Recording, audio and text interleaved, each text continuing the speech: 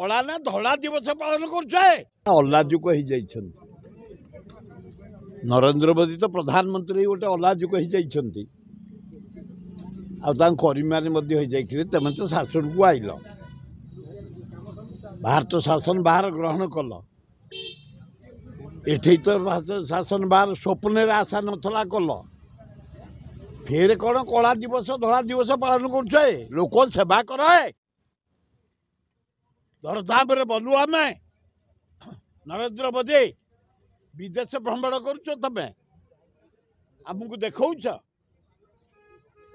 ଲୋକେ ବଞ୍ଚିବା ପାଇଁ ମିନିମମ୍ ଯାହା ଦରକାର, ଚାଉଳ ରେଟ୍ ବଢ଼ିଲା,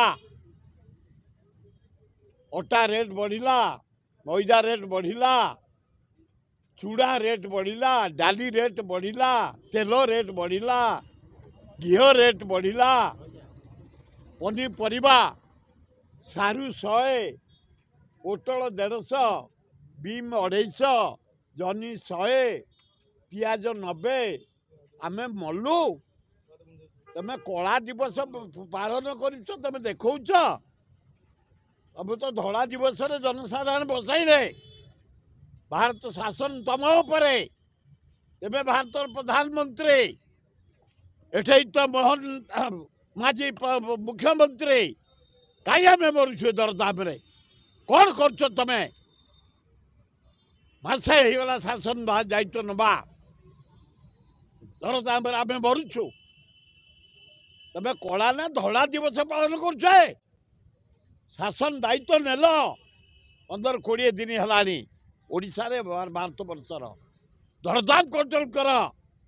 ଜିଏସଟି କମାଅ, ଡିଜେଲ ରେଟ୍ କମାଅ, ପେଟ୍ରୋଲ ରେଟ୍ କମାଅ, ଗ୍ୟାସ୍ ରେଟ୍ କମାଅ, ପନିପରିବା ରେଟ୍ କମାଅ ଏବଂ ଚାଉଳ, ଅଟା, ସୁଜି, ମଇଦା, ଘିଅ, ତେଲ ରେଟ୍ କମାଅ। ଆମେ ବଞ୍ଚିବୁ କେମିତି? କମାଅ, ଆଗ ଚାଉଳ ରେଟ୍ କମାଅ।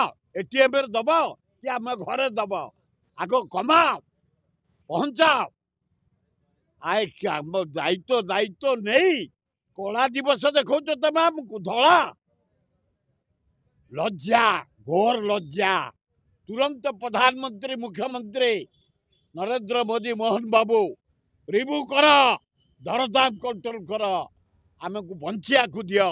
ସେ ସୁଆଙ୍ଗ କାଢ଼ନି, ସେ କଳା ଦିବସ ଦେଖାଉନି, ଧଳା ଦିବସ ଦେଖାଉନି। ଅର୍ଥମନ୍ତ୍ରୀଙ୍କ ନେତୃତ୍ୱରେ ମିଟିଂ ହେଲା, ଡିସିସନ୍ ହେଲା, ୱାର୍କଆଉଟ୍ ହେଲା, କାର୍ଯ୍ୟକ୍ରମ ହେଲା, କାର୍ଯ୍ୟକ୍ଷମ ହେଲା। ଏ ଧୂଆଁ ବାଣ ଶୁଣାଉନି ଆମକୁ। ଏଇ ଧୂଆଁ ବାଣ ଶୁଣେଇ ମୋଦି ତମେ ଯାଇଥିଲ। ତମେ ଦୟାରେ ଅଛ, ନାଇଡୁ ଦୟାରେ, ନୀତିଶ ଦୟାରେ।